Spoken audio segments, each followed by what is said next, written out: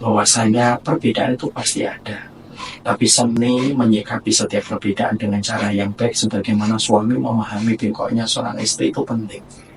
Nah, moga-moga kita berharap semoga dengan majelis yang semacam ini, Ustaz, kita ini sedang menaiki tangga qurrat a'yun di antara sesama penuntut ilmu dan sesama dai. Dan semoga dengan kita memberikan contoh qurrat a'yun, mutarobi kita pun akan belajar menjadi qurrat a'yun. Kalau mereka sudah dapat dai-nya rukun, mereka bisa melanjutkan potensi mereka ke amal.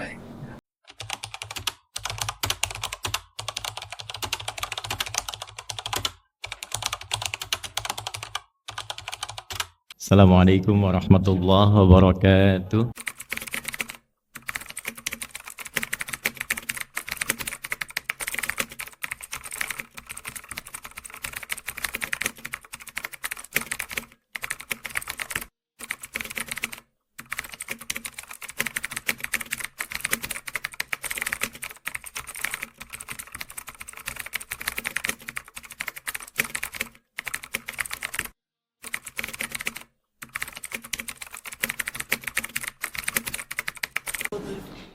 Bismillahirrahmanirrahim. Assalamualaikum warahmatullahi wabarakatuh. Alhamdulillah alladzi allafa baina qulubina bi ta'atillah wa ta'ati Rasulillah sallallahu alaihi wasallam. Sallallahu alaihi wasallamuhu wa ala alihi wa sahbihi wa wala ba'du. Teman-teman dimanapun berada, di antara sekian etapa kehidupan yang paling indah adalah saat Allah Subhanahu wa taala mempertemukan dan menghendaki kita untuk bisa bergaul di lingkungan yang baik, di waktu yang baik, bersama orang-orang yang baik. Alhamdulillah, hari ini insya Allah di waktu yang baik, sudah malam Jumat, kemudian Sayyidul Ayyam, tempatnya juga tempat wakaf untuk Mahir Institute, mudah-mudahan Allah nilai baik. Kami dijumpai oleh orang yang insya Allah baik-baik, soleh-soleh insya Allah. Nah, ini ada yang kita familiar, di sini ada Denis, ya. Jadi Denis, alhamdulillah. Nah, ini ada Ustadz Felix, ya, yang pernah menyebut saya rusak pasar. Memang persoalan. Ini Ustadz Umar kita, alhamdulillah. Nah, ini ada juga Ustadz Wimar, ya, yang selalu mengajak untuk ngaji, yuk ngaji gitu ya, tapi belum tahu sampai mana ngajinya, ya, 30 juz atau juga sampai mana. Kemudian ada yang sekarang viral hijrah, orangnya disebut muhajir, jamaknya muhajirun, khofat dan nasabnya muhajirin. Nasab itu artinya menancapkan sesuatu dengan kuat, tidak ragu, kokohiyun, sejati untuk bisa konsisten di bidangnya. Nah, ini Ustadz Muhajirin hadir malam hari ini, alhamdulillah, bersilaturahim. Nah, inilah hal yang baik kita berjumpa itu untuk bisa saling mendoakan, kemudian kita juga bisa berbincang masalah keumatan yang menyatukan, sehingga membangun kesejukan di lingkup dakwah kita. Mudah-mudahan Indonesia ini berkah, baik-baik, negara kita makmur, damai, ya. Dan lebih daripada itu, kita sekarang juga sedang suasana diuji oleh Allah untuk memberikan perhatian besar, baik di dalam negeri dengan ujian-ujian yang ada, pun juga di luar negeri yang kita terikat dengan satu tubuh, itu di Palestina. Ya, mudah-mudahan kita selalu diberi kekuatan untuk membersamai Palestina ini, jadi saksi yang meringankan hisab kita di hadapan Allah SWT. Ya, mudah-mudahan disabarkan keluarga-keluarga kita di Rafah, khususnya saat ini.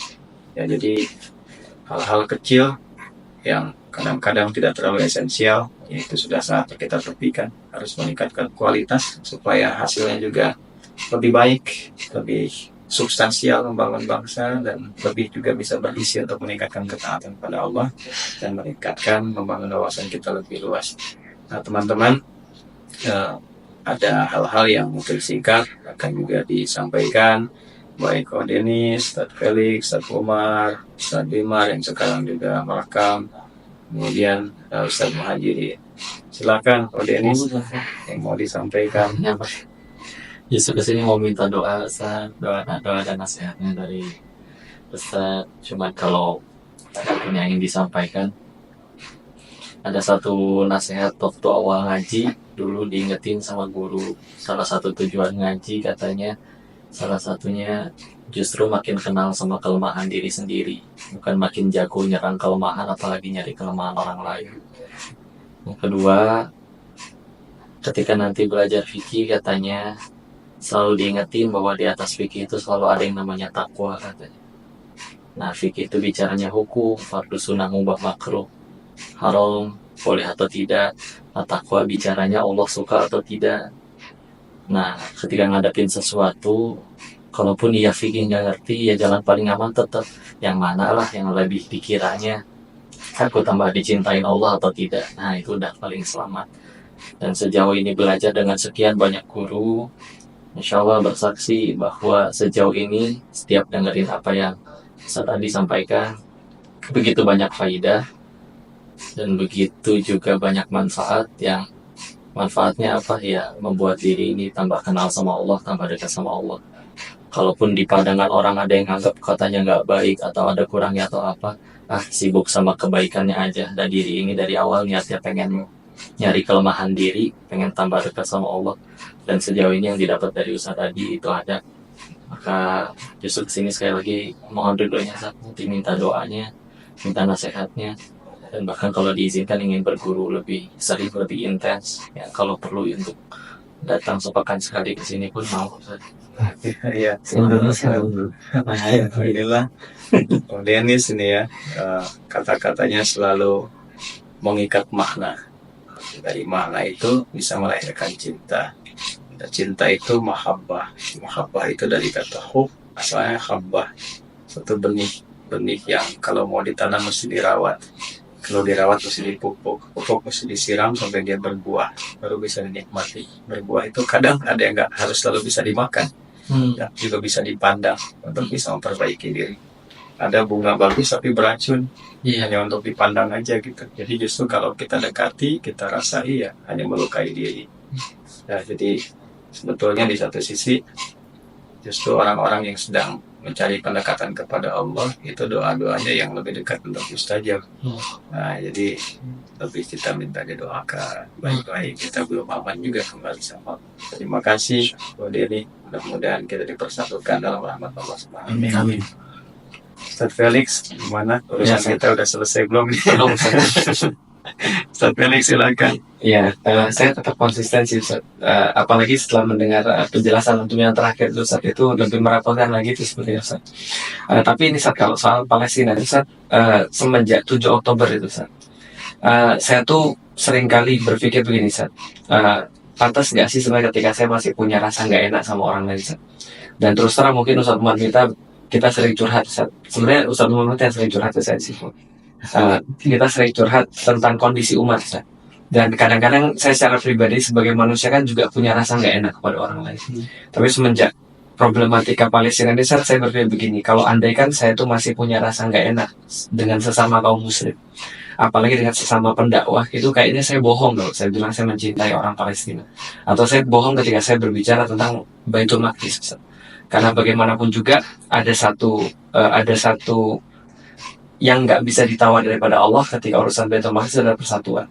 Maka saya selalu bilang sama teman-teman, kalau zaman dulu ketika Allah nunjukin pada kita pelajaran berharga, kalau seandainya kita berpecah itu Baitul Maqdis hilang dari tangan kita, maka kalau seandainya berpecah di saat Baitul Maqdis hilang itu bagi saya musibah. Nah, maka saya berusaha untuk tadi saat mencintai saudara-saudara saya, dan sebagai bentuk kepedulian saya pada Baitul Maqdis adalah saya mencoba untuk menyelesaikan apapun yang bermasalah pada diri saya dan pada orang lain, saat hubungan apapun itu. Itu mungkin nasihat pada diri saya secara pribadi sih. Terima kasih Ustaz Felix. Ya, sehatnya harapan. Ustaz Umar gimana? Bismillah. Jazakumullah khair Ustaz. Tentunya ada beberapa hal ya Ustaz yang mungkin menjadi sebuah pelajaran besar. Saya teringat kepada apa yang ditulis oleh Imam Al-Ghazali di dalam kitab Ihya Ulumuddin yang ditahqiq oleh Syekh Jamaluddin Al-Qasimi.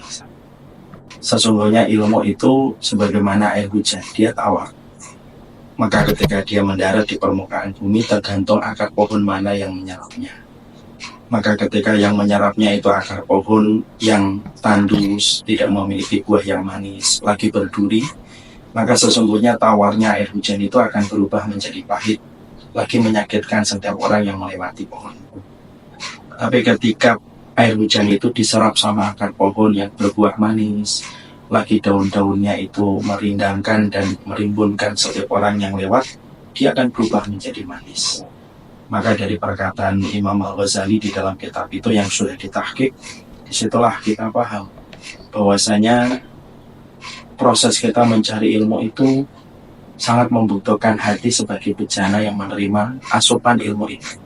Kalau bejananya kotor, pasti akan menjadi kotor. Kalau bejananya bersih, maka air pun akan menjadi bersih gitu. Dan selama ini yang kita lihat terus terang hakikatan ya Ustaz, saya selalu melihat bahwasanya antum itu selalu mengajarkan kepada kita bersama bagaimana kebersihan kita di dalam melihat diri kita, dalam kita menjaga kesucian hati kita di dalam setiap proses ilmu yang kita dapatkan. Makanya kita berharap sekali bahwasanya para duat itu di masa mendatang, mereka bukan hanya menjadi gunting yang mengkoyak apa yang telah terpintal, tapi bagaimana mereka bisa menjadi jarum yang saling merekatkan.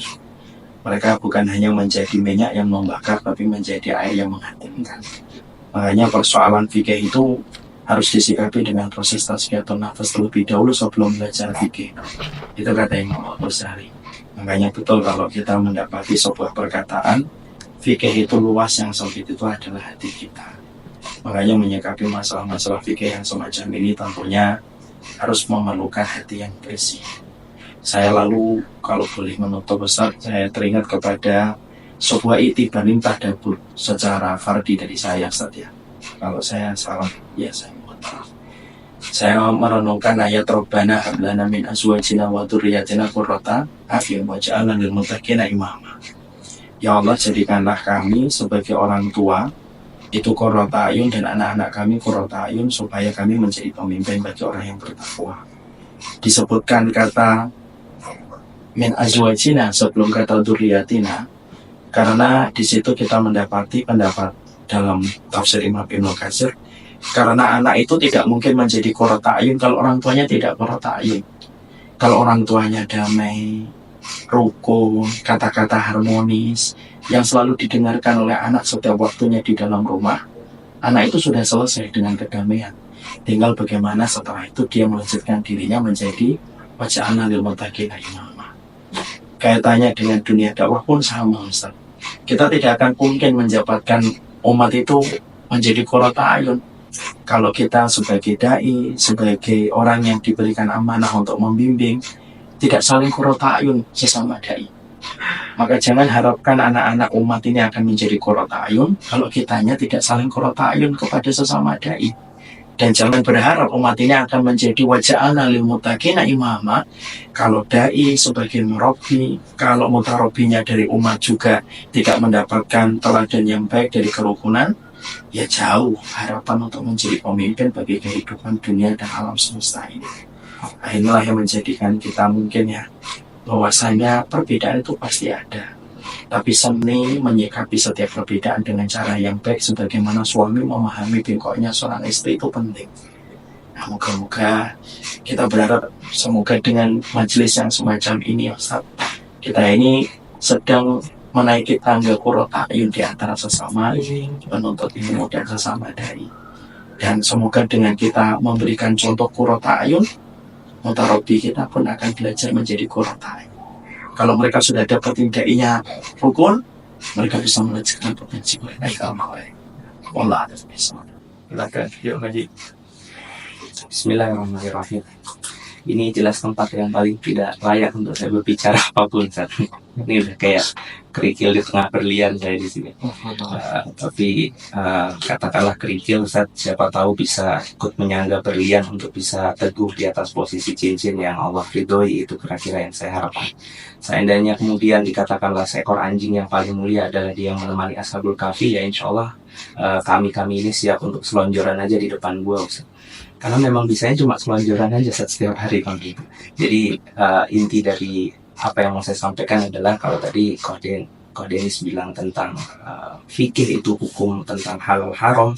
Nah, adab itu berbicaranya ya tahu diri atau tidak tahu diri. Banyak daripada kita memperkeruh suasana karena kita tidak tahu diri. Bagi kita yang tahu kalau diri kita tidak berilmu, yang seharusnya kita lakukan adalah belajar. Yang harus kita lakukan adalah berhusnuzon kepada yang jelas memiliki ilmu. Sehingga kita tidak menjadi, kalau Ustadz Umar Mita kan menjadi keluarga di tengah keramaian. Ustadz. Nah, kalau kita jangan sampai jadi keramaian di tengah keluarga. Ustadz. Nah, itu yang kita harapkan. Jadi iya, itu memang tagline-nya Yuk Ngaji, menjadi keramaian di tengah keluarga. Semoga keramaiannya berupa sesuatu yang positif, bukan sesuatu yang memperkeruh. Karena saya ingat nasihat dari antum, Ustaz. Antum Rasul bukan, Nabi bukan, Sidikin bukan, orang soleh bukan, tapi minta masuk surga Firdaus gitu. Antum sehat, saya ngerasa nggak sehat. Kalau dikatain begitu, karena saya ngerasa nggak sehat, saya harus menyehatkan diri saya dengan ilmu-ilmu yang tentu ada dari para ulama. Jadi kita harus tahu siapa ulama kita, siapa asatidz kita, apakah kita ataukah posisi kita ada di mana, apakah kita hawariyun ataukah bahkan kita hanya muayyid. Tapi sebenarnya saya jadi takut ngomong bahasa Arab lagi. Intinya kalau kita keset ya di bawah lah kira-kira. Walaupun memang tugasnya diinjek-injek, tapi kalau itu diinjek-injek untuk memperkuat dan mempindahkan Islam, insya Allah itu juga bagian daripada cara kita keseluruhan. Jadi buat teman-teman yang merasa ada di bawah, nggak masalah, kemuliaan itu bukan di atas atau di bawah, tapi kita bersama. Kesana Ustaz, saya bilang. Ini cuma saya pengen narsis aja jarang-jarang video sama Ustaz. Itu aja, terima kasih. Jazakallah khair. Semoga Allah berkahi. Amin. Ustaz Muhajirin, silakan. Sedang berhijrah dari mana ke mana dan mau ngapain? Gak apa-apa saya nyampaikan sebenarnya. Yang jelas Bismillah, salatu wassalamu ala Rasulillah. Jujur saya senang diajak bareng ngomong kebaikan, senang. Paling tidak keterlibatan dalam kebaikan itu adalah anugerah untuk saya dari Allah. Saya selalu terinspirasi, di antaranya salah satu cerita di dalam Al-Quran itu kan ada cerita orang yang mungkin di zamannya tidak terlalu terkenal, tetapi justru diabadikan oleh Allah di dalam Al-Quran, seperti cerita Habib An-Najjar. Bahkan sampai digambarkan dengan bahasa Madinah. Pada disebutkan wajah min aqsal Madinah tirajul yasa, sumbangsih yang mungkin di saat itu dianggap sederhana, tapi Allah tidak selalu menganggap sederhana. Sampai Allah memberikan penghormatan, dan mungkin penghormatan itu tidak disebutkan dalam Al-Quran. Salah satu yang menurut saya sangat berharga sekali adalah Allah menceritakan dalam media yang abadi Al-Quran apa yang dilakukan oleh Habib An-Najjar. Ya, kalau saya bisa sumbangsi, meskipun itu bukan sesuatu yang besar, saya senang intinya gitu di majelis ini ala kulli hal. Terus kemudian yang kedua, kalau berbicara tentang personal dai, juga saya sesuatu yang sangat-sangat menakutkan gitu. Saya ini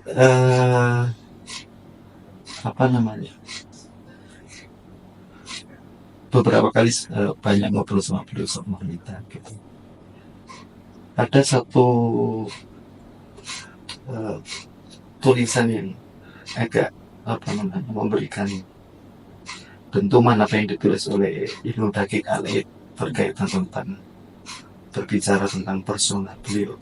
Paling tidak pernah menyampaikan begini: al-kalamu bin nasi karqiyami ala syafa jafirin minan nar la yaslamu fiha illa sinfani minan nas, al-qudat wal muhaddithin. Beliau mungkin lebih tahu daripada saya ini. Berbicara tentang masalah personal orang itu seperti berdiri di tepian jurang neraka, tidak selamat darinya kecuali dua kelompok manusia, karena itu memang spesialisasinya, ahli hadis dan kemudian kultur. Ya, saya secara pribadi jauh dari sini, sehingga kemudian kalau ada pembicaraan seputar itu, udah kita jauh dari itu, maka ya kemungkinan selamatnya kan sangat sekali. Mending mencari tadi bagian-bagian daripada irisan amal yang kemudian kita bisa memberikan manfaat dalam amal Islam. Malu kalau saudara-saudara kita yang mereka sudah memberikan sesuatu yang termahal nyawanya untuk tetap berjalannya din dan simbol-simbol din di beberapa belahan bumi di antara Palestina. Sementara di sini kita sibuk dalam sesuatu yang sebenarnya nggak memberikan manfaat dinan wala dunia. Itu saja yang bisa saya sampaikan. Yes. Terima kasih teman-teman, terima kasih banyak silaturahimnya. Kapan kita kalau bisa tuh nanti mungkin jadwal sebulan terukur ya, ngajinya bahasa apa gitu. Siap. Supaya lebih terukur, supaya teman-teman juga dapat manfaatnya lebih terukur. Ya. Siap. Jadi nanti enak tuh ngajinya. Wah, ini tinjauan pendekatan hijrahnya seperti apa? Suruh ajarin. Ya. Nanti tinjauan pengemasannya gitu ya, sehingga menjadi sesuatu yang lebih berkualitas, bisa bisa berikan pandangan, bisa Umar nanti sisi tasnya atau nafasnya masuk ke keluarga. Tapi by the way keluarga itu hati-hati loh Ustaz. Usrah, ailah, ahlun, adfat. Nanti Ustaz Umar yang detilkan nanti kapan-kapan. Ustaz Felix kita udah tahu spesialisasinya, mudah-mudahan selalu ada yang baru yang bisa dikemas. Ya, Denis nanti melengkapi dengan hikmah ya, dan mutiara-mutiara hati ya, mutiara yang meresap ke hati. Jadi ada mutiara yang meresap ke pikiran, jadi pikiran. Itu yang ke hati itu jadi renungan. Gitu ya. Jadi pikiran itu sekarang umat terbagi 4. Umat yang berpikir, umat yang sedikit berpikir, umat yang tidak berpikir, umat yang pikiran itu jadi pikiran. Sekarang kita Yang dihadapkan kelima dia mikir kalau dia sedang berpikir. Ada saat maaf saat Terima kasih semuanya. Terima kasih silaturahmi keluarga PKI. Semoga Allah satukan semua ulama dari daerah. Amin. Subhanakallahumma bihamdika asyhadu an la ilaha illa anta astaghfiruka wa atubu ilaik. Rabbana atina fid dunya hasanah wa qina adzabannar. Alhamdulillahirabbil alamin. Terima kasih teman-teman, terima kasih Kodini, Ustaz Felix, Ustaz Umar Mita, Ustaz Umar, Ustaz Muhajirin. Semoga kita diberkahi Allah.